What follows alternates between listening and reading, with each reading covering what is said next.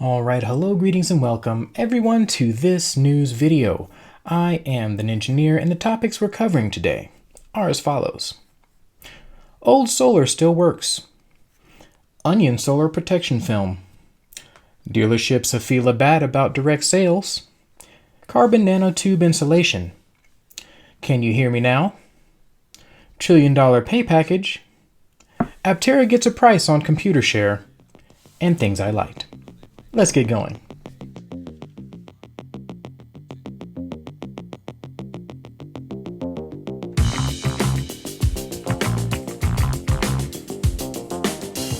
Alright, so researchers from Switzerland, Australia, and Germany tracked 6 photovoltaic systems installed between 1987 and 1993 across the country's dramatically different climates, temperature valleys, snowy mountain huts, and high-altitude research stations perched above the clouds.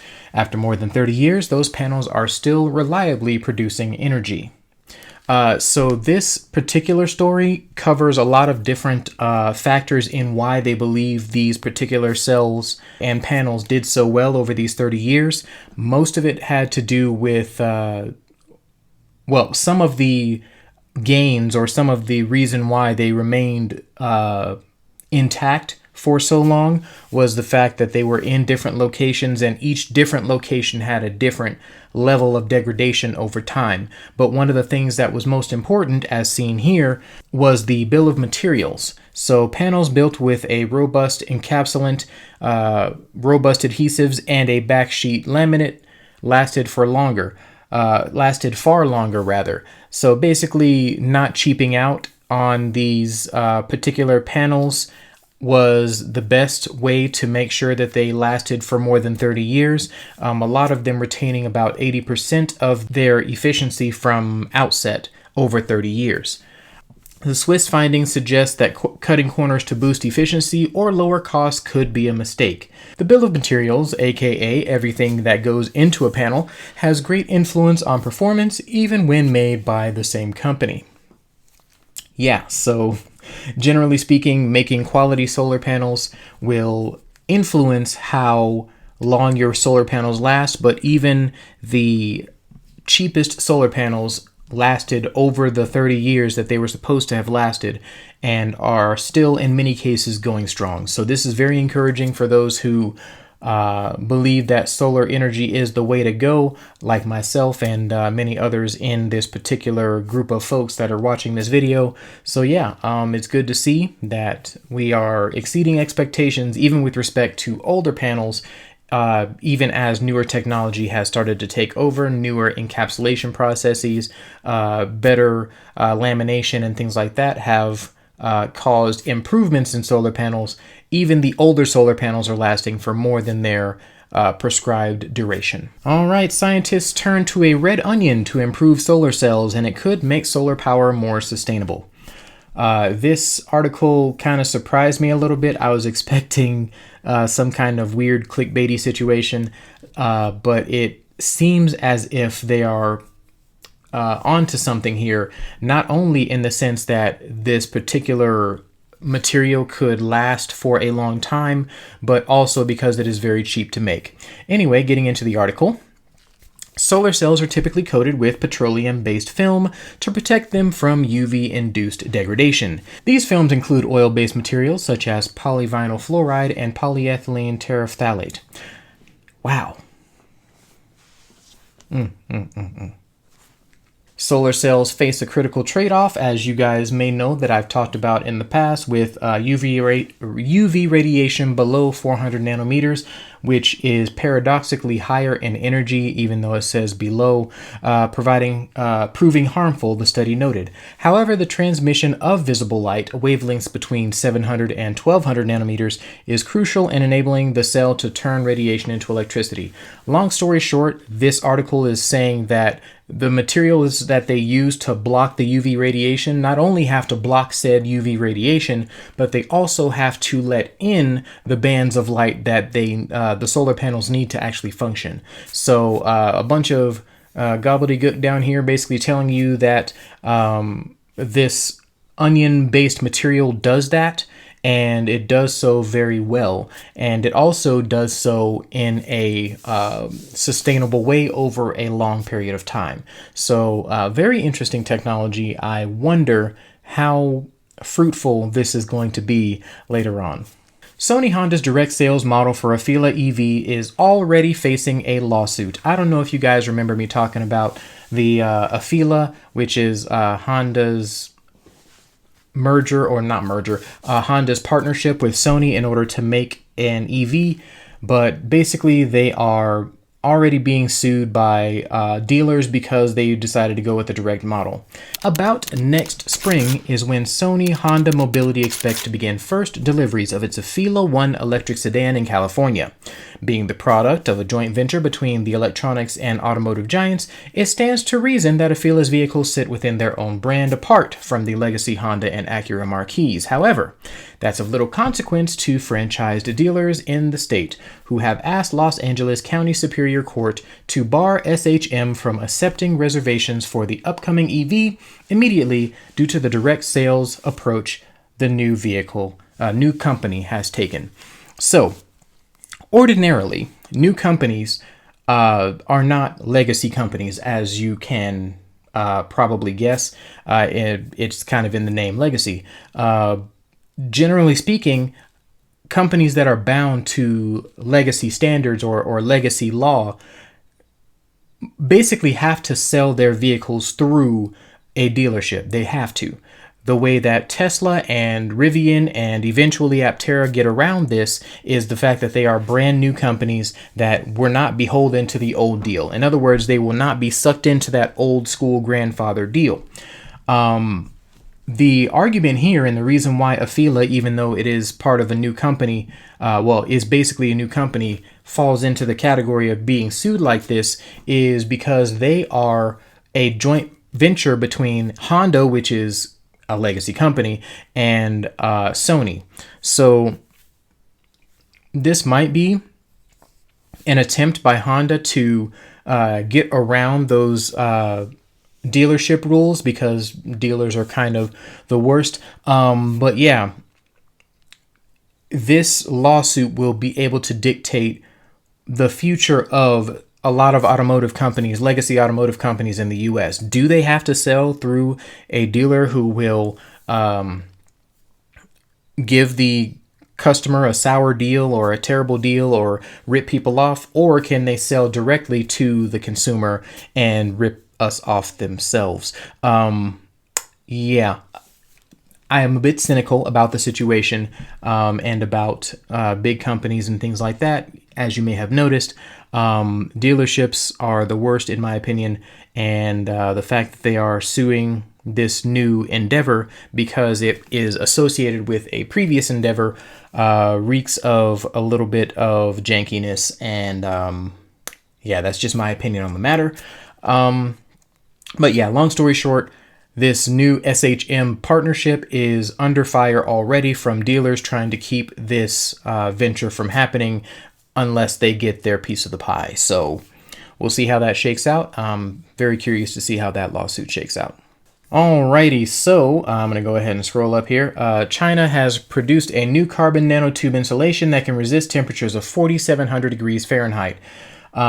Just to kind of show you guys how amazing that is, the failure point of most other substances before this one was 2,700 degrees Fahrenheit or 1,500 degrees Celsius.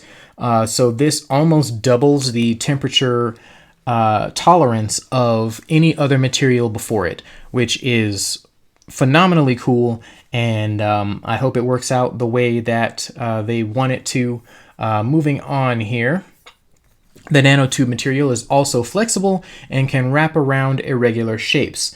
Scalable production of sheets up to 550 millimeters wide is also possible, with the potential to make sheets hundreds of meters long. Now, that last bit is speculative, but if they really can make hundreds of meters worth of this material on a broad scale, then we could see this material replacing pretty much every aerospace application. Now, the reason why I'm covering this is because I still in the back of my head am thinking about the fact that Aptera is trying to make their vehicle fly. So maybe they want to look into this as an insulator in case we decide to want to go into space or something. So yeah, this material could be a game changer for various industries that require excellent thermal insulators like spacecrafts, hypersonic aircrafts, jet engines, and the aerospace industry in general. It's also good for fusion reactors and nuclear plants. So yeah, just in general, this material, if it can do what it says it can do, and if they can produce it in the way and the volume that they say they can produce it, this will be a complete change in what we think is possible when it comes to heat shielding. All right, cars that can listen. New Acoustic AI adds sound awareness to autonomous driving. Basically, this particular story is talking about how they are trying to integrate listening into cars, systems for detecting threats or accidents before they happen.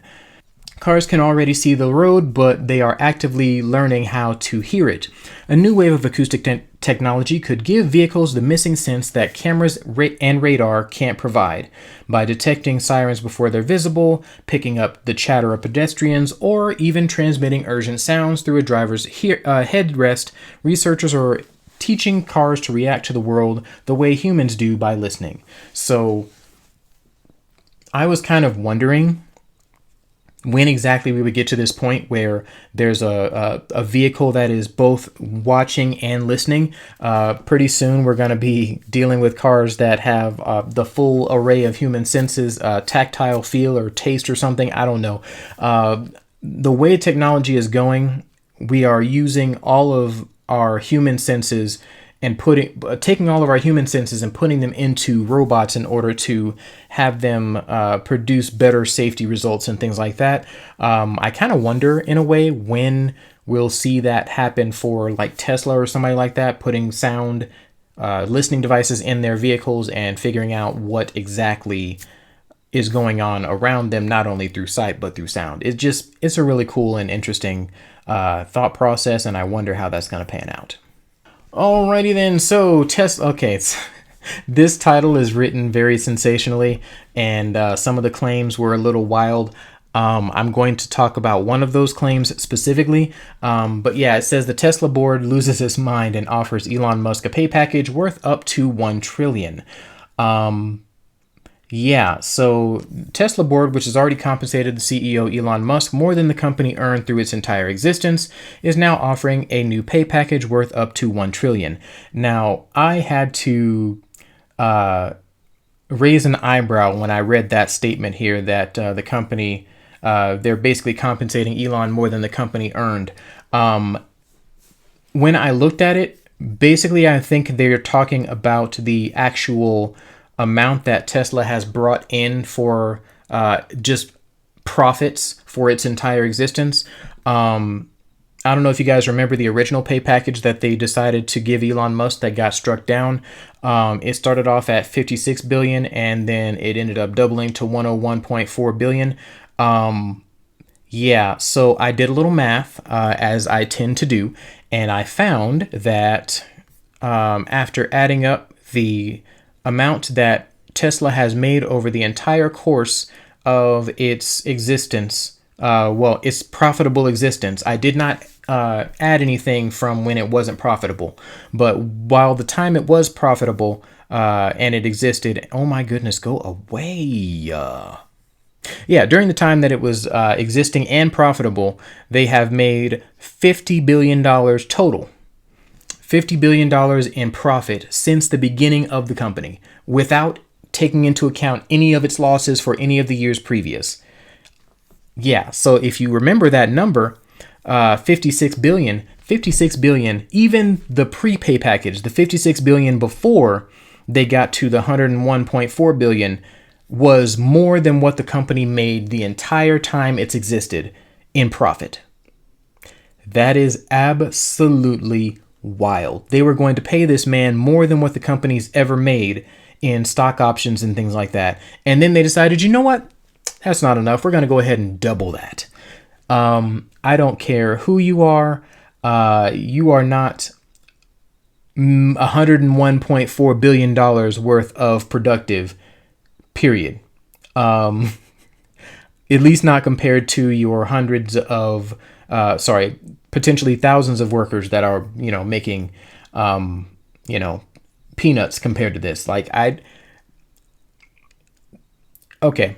In seeing how insane that number was, especially considering the fact that it's more than the company has made in its entire existence, I was like, oh, okay. Let me go ahead and give this article a little bit more patience as I work through it. And basically at the end of the day, they submitted a new compensation package for shareholders' approval, and it would give Musk, who already is Tesla's largest shareholder, about $1 trillion more in stock options.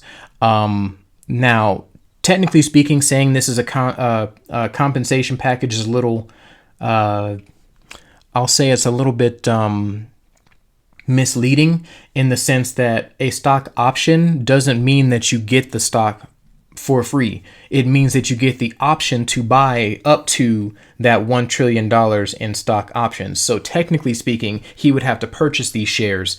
If I am to be properly understanding how that works, and I'm pretty sure I am. But yeah, so this is wackadoo. I don't think that the company is going to be making $1 trillion total for another 60, 70, 80 years with their current income after they've paid all their bills and taxes and stuff. So I don't know. Maybe they have some knowledge that we don't have about the future of their company. But as I understand it, they're not going to make that much money, $1 trillion worth of money, for a long time. And giving one person in that company $1 trillion worth of stock options is ludicrous to me. Ludicrous. Anyway, so I don't know where that's going to go. I suspect they are going to have a lot of legal hurdles to account for in the near future, and I suspect that this is not going to be, even if it is voted favorably, it's gonna get some resistance. If not from the state that they are now incorporated in, which I believe is Texas, it will be from the shareholders themselves, because this is an absolutely insane amount of money. Okay, so I did this in order to make sure that I am protecting my information. So you notice the screen is ginormous, but you can also see that Aptera's Class B common stock now has an actual value per share at $44.40, which is right in line with what I was thinking in my last news video. I'm glad that I was correct about that portion. Now, when the stock goes live, I wonder how close I'm going to be to that first day close. I believe the first day close is going to be down by maybe $4 or $5, and then it'll go up for the next couple of weeks to $50, $60, $70 We'll see how that goes. If I am correct on that, like I said, I probably won't be on that predictive stuff, but to get the around $45 that I was expecting for the share, I literally just did a couple of maths for the stock split, and I based it on the $13.50 that the new shares were priced at, blah, blah, blah. Basically, it came up right to around where I thought it would be. So this part I knew was going to be the case, but the future is anyone's guess. So yeah, it's going to be interesting to see. I am curious to see how this goes, and I'm looking forward to watching the numbers change. So yeah, man, good times. All right, now for the things that I liked. I forgot to ask Miss Rosie whether or not I could use a clip of her video, so I'm going to go ahead and play it safe here. But anyway, this video is fantastic because it talks about the challenges and things that I hadn't even thought of with relation to how the electric truck industry needs to change and grow and adapt to be suitable to every case and scenario. So yeah, just a very good, very solid video on the pros and cons of electric trucking, and I suggest you check it out if you are at all curious how that works. Okay, if you guys remember the solar races that I talked about, I believe it was last week. Yeah, I believe it was last week. There's a student-built EV that won this race over 1,864 miles. It's really cool because the students themselves were like, this was like a project that they've worked on. It's cool to see the design of it. It looks it looks very much like a UFO on the ground, which, you know, kind of Aptera at the same time. But anyway, it uses a 15.2 kilowatt hour battery, and yeah, it was extremely efficient for the entire thing. Like, it just, check out this article if you are interested in how that shook out, because it was really cool to see the fact that a bunch of students basically beat out tons of companies and things like that. Now, a lot of this race was students, but there were a couple of companies involved, and the fact that the students won out makes me just all the way happy inside. It's really cool to see that these guys are likely to have jobs when they get out of school, because of their unique ability to make a really cool solar car that's super efficient. So yeah, hats off to you guys. Yeah, good job. All right, so this fellow needs no introduction, Mr. Rich Rodriguez. I have featured his videos before on my channel, but this one is really, really great. He's super outdone himself here. Every piece of information here was relevant and interesting, and a question that I had in my head, yeah, that is just wonderfully expressed here. I suggest you check out that video if you haven't already, because it is just a banger. Start to finish, fantastic.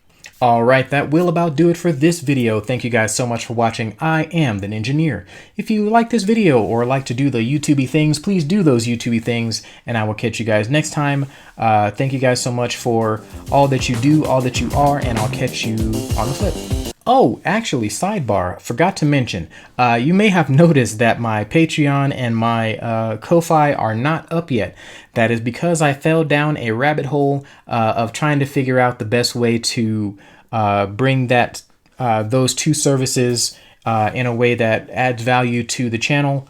Yeah, I'm doing stuff, man. I believe, I hope that I will have this stuff out over the course of next week at some point, but yeah, I'm playing around with some options here. So yeah, that was it for this video. Now it's the real ending, so yeah, do the YouTubey things. Catch you next time. These films include oil-based materials such as polyvinyl fluoride. Wow. These films include oil-based materials such as polyvinyl fluoride and polyethylene terephthalate. And polyethylene, oh my goodness. These films include oil-based materials such as polyvinyl fluoride and polyethylene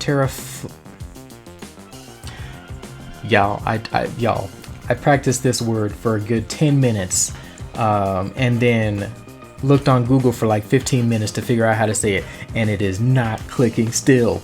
Anyway, we're gonna try saying it slower. You ready? I'm ready. I think.